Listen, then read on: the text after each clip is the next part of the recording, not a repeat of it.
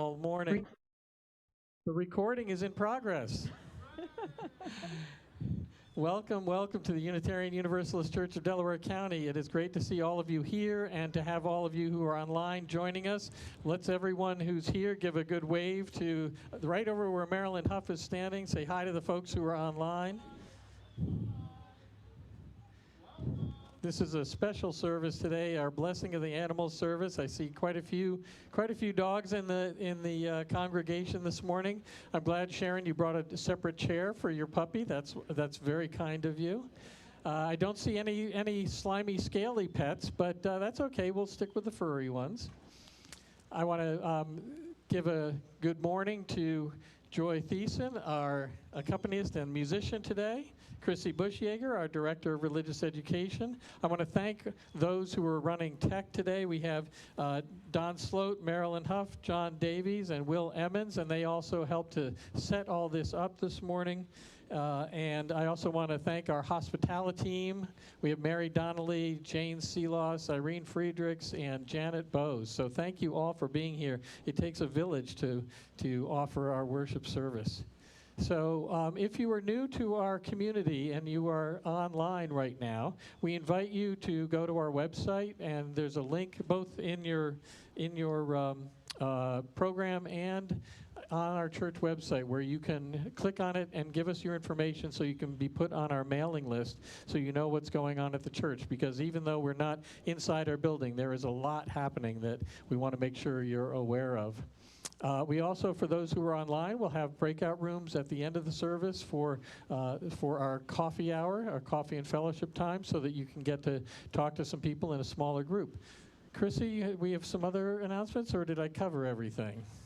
You were very thorough. Did I steal your thunder? You covered everything. No, but I did get asked a very good question right before service started, and I want to make it clear to everyone. The question was, can we sing when we're outside? And the answer is yes. When you're masked outside, we can sing. You can sing along. One of the reasons why we are braving some chillier temperatures this morning is that it gives us the opportunity to sing while we're gathered together when we're outside. So that was a great question, and that is your answer. And that's a great lead-in to our opening hymn. So we invite you to join in singing. Please rise in body or in spirit and join in singing All God's Creatures, which is the words of which are on your worship program.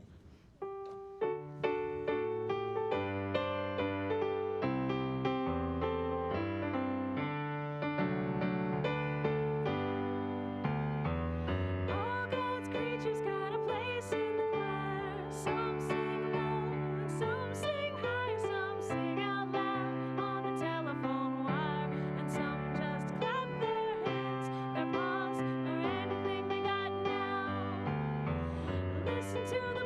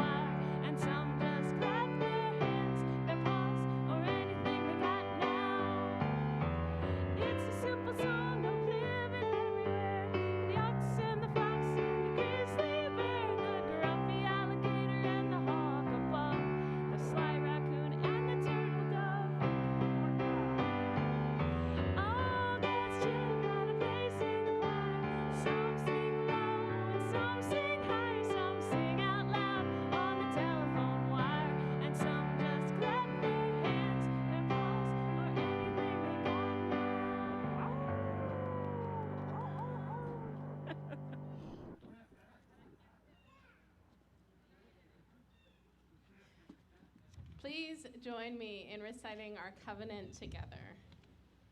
Enriched by our differences and joined together in our search for meaning, we covenant with ourselves and each other to seek truth in a spirit of love, to strive for justice, and to serve others with a joyful heart. You may be seated.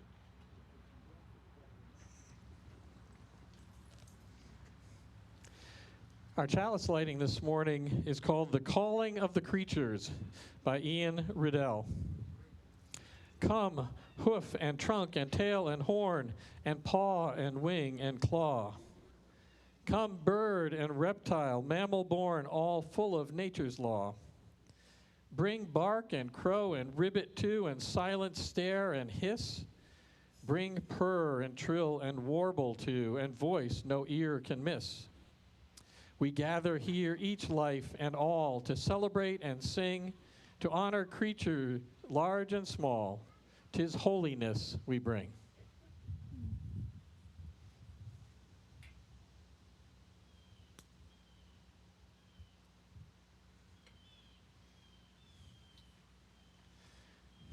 I invite you now to remain seated and sing our centering song. The words are printed on your program.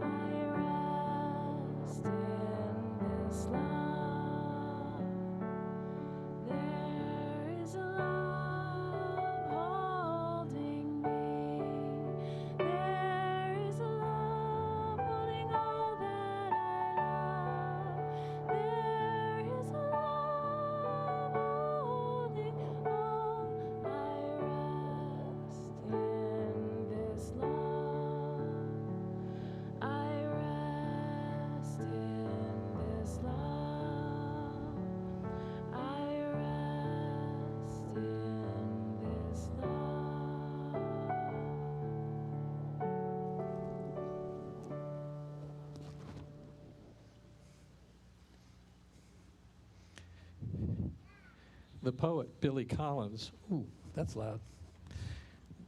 The poet Billy Collins has a wonderful poem about the relationship between a dog and its owner. It's called Dog on His Master. It goes like this. As young as I look, I am growing older faster than he. 7-to-1 is the ratio, they tend to say. Whatever the number, I will pass him one day and take the lead the way I do on our walks in the woods. And if this ever manages to cross his mind, it would be the sweetest shadow I have ever cast on snow or grass. Pets worm their way into our hearts in unexpected and delightful ways. They ingratiate themselves with their floppy ears and their doleful eyes or playful ways. However they do it, pets become integral parts of our families and our households, unruly children, standoffish teenagers, quiet and contemplative seniors. Unfortunately, unless we own a tortoise or maybe a parrot, we're likely to outlive our pets. As Billy Collins says, they grow older faster than we do. We watch them mature and then age and maybe grow infirm. We sometimes have to make the heartbreaking decision to say goodbye to them. And when we do, we find that even in death, our pets have lessons to teach us. And so now we take a moment in our service to remember pets who have been near and dear to us, but are now gone. We mourn their passing and take comfort that our grief is shared with those around us today. And we give thanks that they were and still are a part of our lives. And so now if you have a photo or a memento, some other memory to bring forward, to place, to create an altar of remembrance, I invite you to do so. For those of you who are online, if you would like your pet to be remembered, I invite you to type that pet's name into the chat. Please, all are welcome to come forward.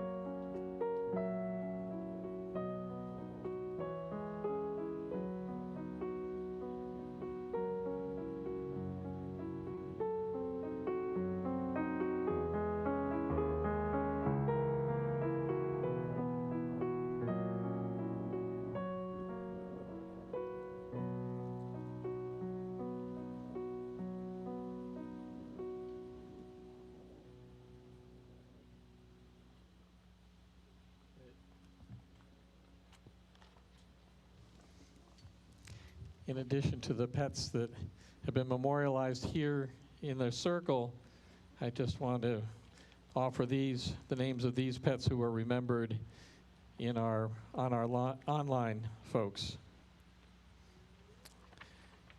My cat Cosette, Memo, Jesse and Haley, Bernie, Artie, Beatrice, Callie and Remy, Lily, Max, Sugary and Ophelia, Bailey.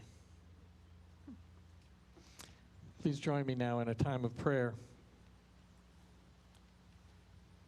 We call to mind in this moment all the gifts we have received from our pets who have passed away. We give thanks for their presence in our lives and all the ways they made our lives fuller and richer. Yes, we miss them dearly, but may our memories bring us comfort and happiness. Amen. For all the joys and all the sorrows that are with us today, and in blessed memory of the pets we have lost, let us rise in body or in spirit and sing Spirit of Life together, and Chrissy and I will lead you in the hand motions.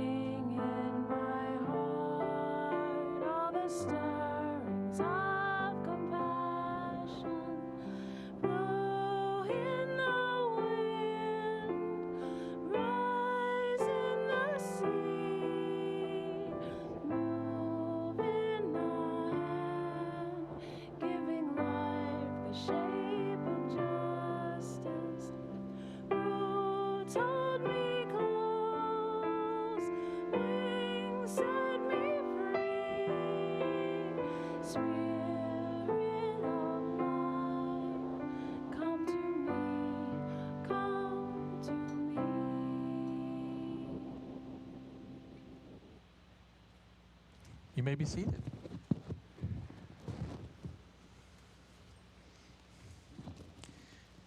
Now is the time in our service where we gratefully receive your generous offering to support the church and its work in the world. You'll see on your printed program there's a QR code you can use with your smartphone to link up to the place where you can use the text to give function, and there's also a phone number there. You can text the amount that you'd like to contribute to the church by using that phone number. Thank you for your generosity and all the ways in which you support our congregation.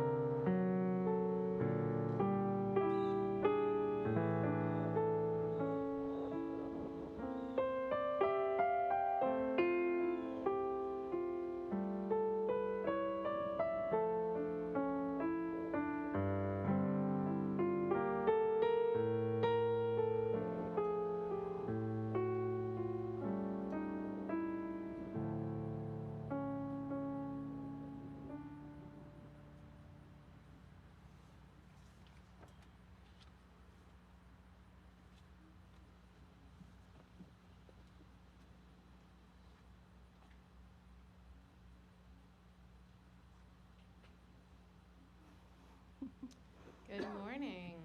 Hi. Good morning. So this is normally the time for all ages, but today it's the time for all animals. I'm going to be telling a story about Whitman Jones, and this is by Reverend Orlando R. Brugnola. So Whitman Jones had just turned 9 years old, and that was a good thing. Whitman was super excited to be 9. But Whitman had also just started at a new school, and that was not as good of a thing.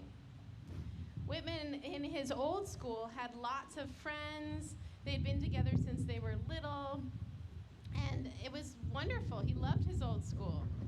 In his new school, Whitman didn't know anybody. He didn't have any friends. On the first day of school, his teacher called out, "Whitman Jones," and Whitman raised his hand. And he said, "You can call me Whit," because a lot of his friends called him Whit. He thought it would be maybe easier for the teacher. He heard from the back of the room a little bit of laughing. It was so quiet that the teacher didn't really hear it, but he heard that some of the other kids were laughing at his name. He didn't even have the chance to tell them that it was his grandfather's name. That day at recess, a boy named Eric, a really tall, big boy, came up to Whitman and he said, "Whitman, Whit, what, whatever." And he poked at Whitman's shirt and he said, "What are you wearing, whatever, Whitman? Whatever." And then he just kept calling him whatever instead of his actual name. Whitman felt very sad and kind of scared when this big kid came up and touched his clothes. Whitman decided that he would avoid Eric as much as he could. So when Eric raised his hand in class, Whitman wouldn't raise his hand because he didn't want to be seen by Eric. He wanted to become kind of invisible. At lunchtime, when all the kids went to lunch, Whitman would go to the boys' bathroom, and he would stay there until he thought that Eric had gotten through the lunch line and sat down, and then Whitman would find a seat on the other side of the cafeteria. At recess, he would still hear Eric making fun of his name and calling out whatever anytime he went by. Whitman was feeling really sad. Walking home from school one day, he passed a telephone pole. And on the telephone pole was a sign with a picture of an orange cat on it. The orange cat was named Marmalade, and the sign said, "Lost Cat Marmalade." Whitman looked at that picture and he thought, there must be a kid somewhere missing their cat, just like I'm missing my old school. I bet that kid feels really sad, just like I feel really sad. The next day, as Whitman was walking along, he heard a little sound coming from a cardboard box on the side of the street. He walked over and he moved the box, and there he found an orange cat shivering in the cold. Whitman picked up the cat, and the cat said, meow. And Whitman petted the cat, even though the cat started to claw at Whitman's arm a little bit. Whitman stayed calm and petted the cat and said, I bet you're Marmalade. I think I can take you home. Whitman ran carefully with the cat back to the sign on the pole and found the address. It was only a street away, so he walked over. He knocked on the door. Nobody answered. He knocked again. Nobody answered. He knocked again, and the door opened, and there was Eric. Whitman almost just ran off the porch. Eric said, whatever, get off my porch. Whitman held out the cat, and Eric said, Marmalade! He took Marmalade from Whitman's arms, and Whitman turned to leave. He was not going to stay there a second longer. But Eric said, wait, let me tell my mom. Eric turned into the house and yelled, Mom, some kid from school found Marmalade. She's okay. And then he turned back to Whitman and said, do you want to come inside?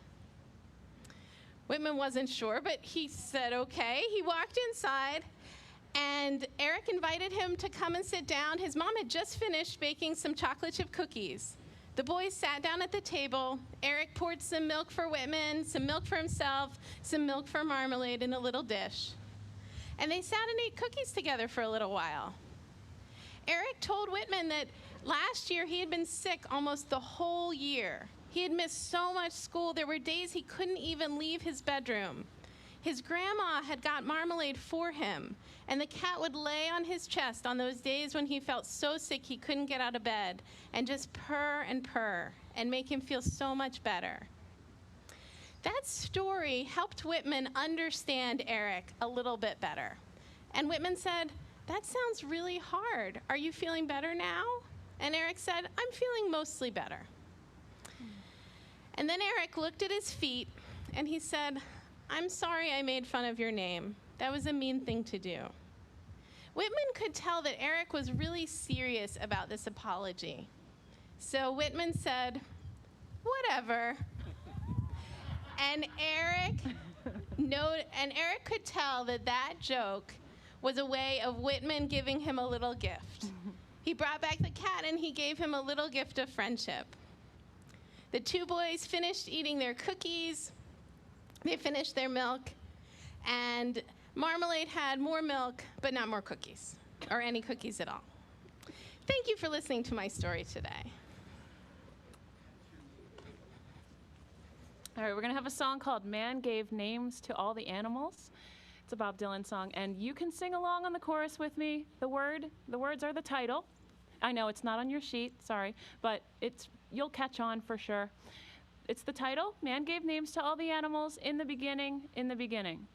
And then we say, Man gave names to all the animals in the beginning. Here's the hard part. Long time ago. I think you're going to catch on, so.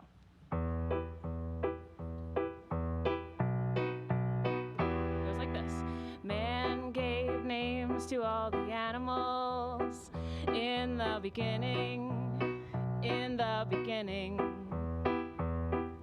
Man gave names to all the animals in the beginning, long time ago. All right, you got it.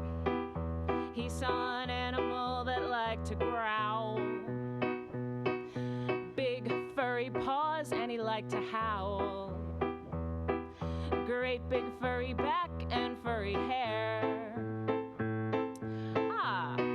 I think I'll call it a bear. Here comes the chorus. Man gave names to all the animals in the beginning, in the beginning. Man gave names to all the animals in the beginning, long time ago. He saw an animal up on a hill, chewing up so much grass until it was filled. He saw milk coming out, but he don't know how. I think I'll call it a cow. Man gave names to all the animals in the beginning, in the beginning. Man gave names to all the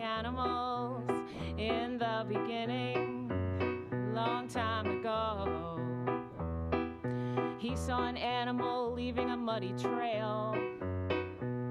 A real dirty face and a curly tail. He wasn't too small and he wasn't too big. I think I'll call him a pig. Man gave names to all the animals in the beginning, in the beginning. Man gave names to all the animals in the beginning, long time ago. Next animal that he did meet had wool on his back and hooves on his feet, eating grass on a mountainside so steep. Oh, I think I'll call it a sheep. Last time, man gave names to all the animals in the beginning, in the beginning. Man gave names to all the animals in the beginning, long time ago.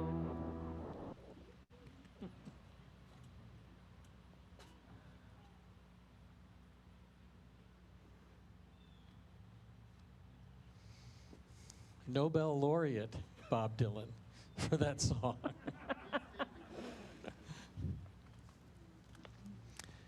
Our spiritual theme this month is cultivating relationships. So today is a day to recognize, name, and celebrate the relationships we have with the non-human beings among us. Our blessing of the animal service finds its roots in the feast of St. Francis, which Catholics celebrate at this time of year. The mythology that has grown around St. Francis of Assisi tells us that he befriended wild creatures and even tamed a wolf that was terrorizing a town. Francis was in some ways a precursor to the transcendentalists in our own lineage, in that he viewed all of creation as proof of God's goodness. And I want to read to you just a few lines from his writing called Canticle of the Sun, which is otherwise known as the Praises of the Creatures. It sounds to me a lot like the Thanksgiving prayer or the words before words that Chief Coker of the Lenape tribe of Delaware shared with us last Sunday. And if you haven't heard that, I invite you to go to the recording of our service that's on our website. It's a powerful, powerful prayer. So St. Francis wrote, "Be praised, my Lord, through all your creatures, especially through my Lord brother sun, who brings the day, and you give light through him. And he is beautiful and radiant in all his splendor. Of you, Most High, he bears the likeness. Be praised, my Lord, through sister moon and the stars in the heavens. You have made them bright, precious, and beautiful. Be praised, my Lord, through brothers, wind and air, and clouds and storms, and all the weather, through which you give your creatures sustenance. Be praised, my Lord, through sister water. She is very useful and humble and precious and pure." If you'd like to hear the rest of that prayer by St. Francis, there's a link on our What's Happening page. All animals, and particularly our pets, remind us of the grandness of all creation, whether we see the source of that grandness as the evolutionary processes or as some supernatural being. From the snakes that crawl to the hawks that soar, animals, both wild and tame, draw us out of ourselves and help to embody the interdependence of all beings on this earth. How can we not marvel at the glory of nature when we witness the migration of the monarch or the dancing flight of honeybees? How can we not mourn the destruction of habitat for the great orangutans and the lowly snail darter?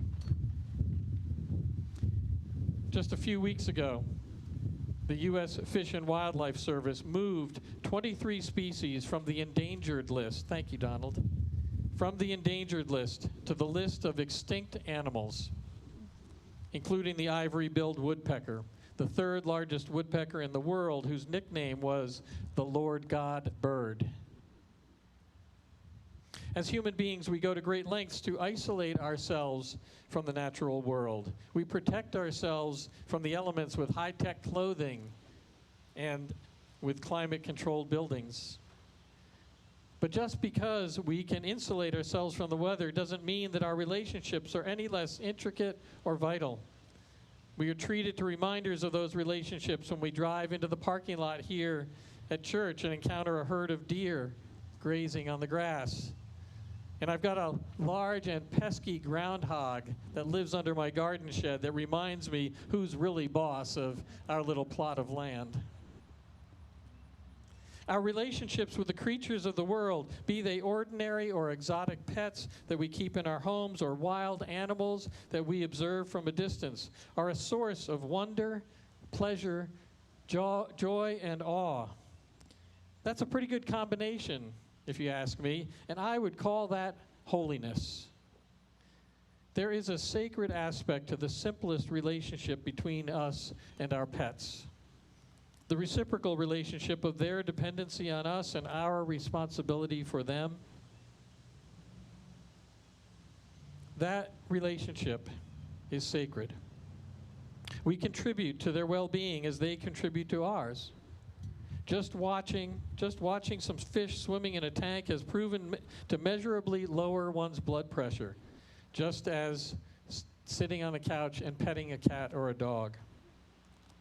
Consider the deep, deep gladness we feel as we watch a puppy playing in the surf or rolling in the grass. And consider the deep, deep joy that dogs experience when their owners return home from a long absence.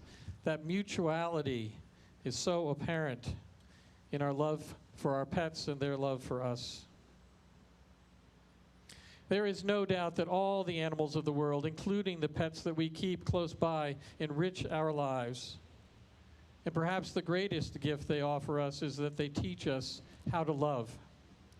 They are the containers, the receptacles, the receivers of our love.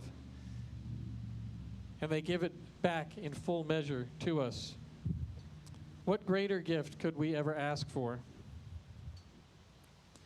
Mary Oliver has written an entire book of poetry about her beloved canine companions. It's called Dog Songs. And not to leave out the cats among us and cat lovers here today, I want to leave you with one of my favorites from this volume. It's titled Little Dog's Rhapsody in the Night. Mary Oliver writes, "He puts his cheek against mine and makes small expressive sounds. And when I'm awake, or awake enough, he turns upside down, his four paws in the air and his eyes dark and fervent. 'Tell me you love me,' he says. 'Tell me again.' Could there be a sweeter arrangement? Over and over, he gets to ask, I get to tell." Our pets, whether furry, scaly, or slimy, are blessings in our lives. And so now we will take time to offer them our blessing. And so what I'm going to invite you to do, Chrissy and I will be offering blessings on the animals. And if you can, do what we do when we have our joys and sorrows. If you want to come up in line this way, Chrissy and I will be down front, and you can kind of split into two lines when you come up. And we will offer a blessing on the animals that are here today, and then we will offer a blessing on the animals that are with us online. Or, yes, you can bring a photograph of your pet or a little memento.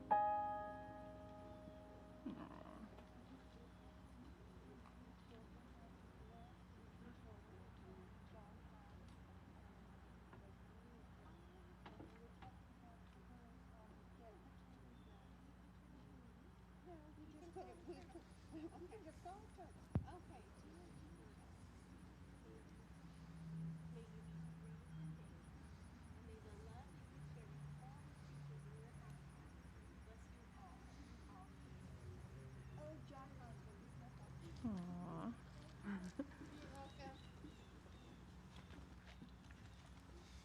And now for all of those of you who are with us via Zoom, I invite you to hold your pet up to the camera or whatever you have to remember your pet, and let me offer the same blessing for all of the animals who are with us online. May you be happy. May you be free from danger. May the love that you share with your human companions bless you both all the days of your lives. I invite us now to rise in body or in spirit and to sing together our closing hymn, All Things Bright and Beautiful. It's printed in your song sheet.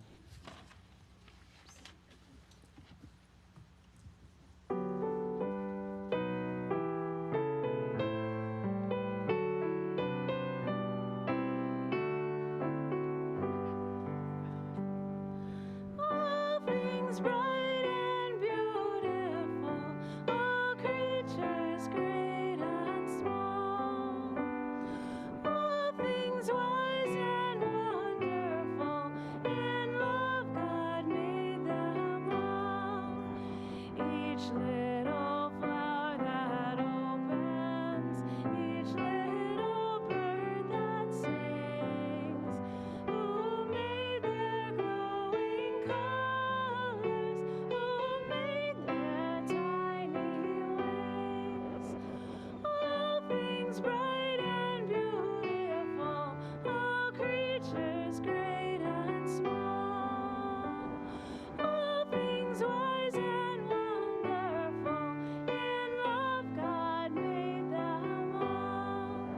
The purple-headed mountain, the river running by, the tent falling over, the sunset and the morning that brightens up the sky. All things bright and beautiful, all creatures great and small, all things wise and wonderful, in love God made them all. The cold wind in the winter, the pleasant summer sun, the ripe fruits in the garden, who made them every one. All things bright and beautiful, all creatures great and small, all things wise and wonderful, in love God made them all. Who gave us eyes to see them, and lips that we might tell how great is the Creator, who has made all things well. All things bright and beautiful, all creatures great and small, all things wise and wonderful, in love God made them all. God made the world with wisdom and justice to our care, to cherish all and to share its wealth with creatures everywhere.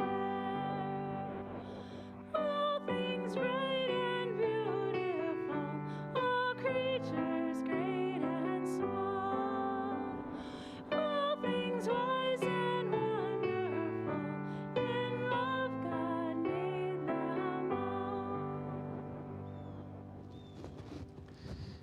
As we extinguish our chalice flame, we say these words.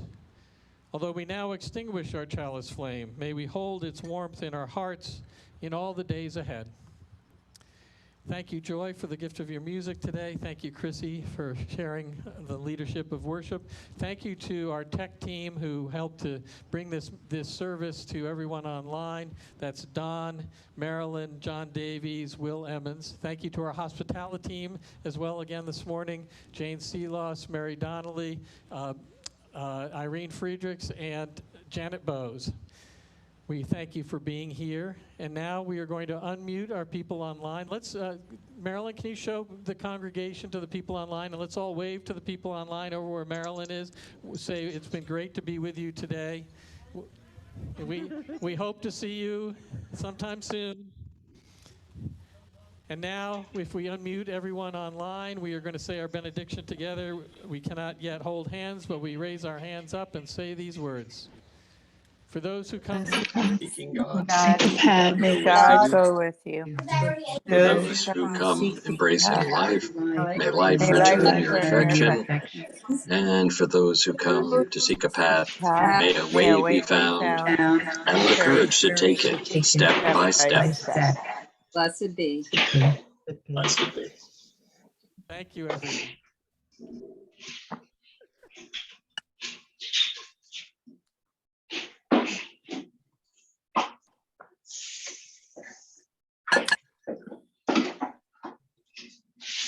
And he didn't do the thing saying,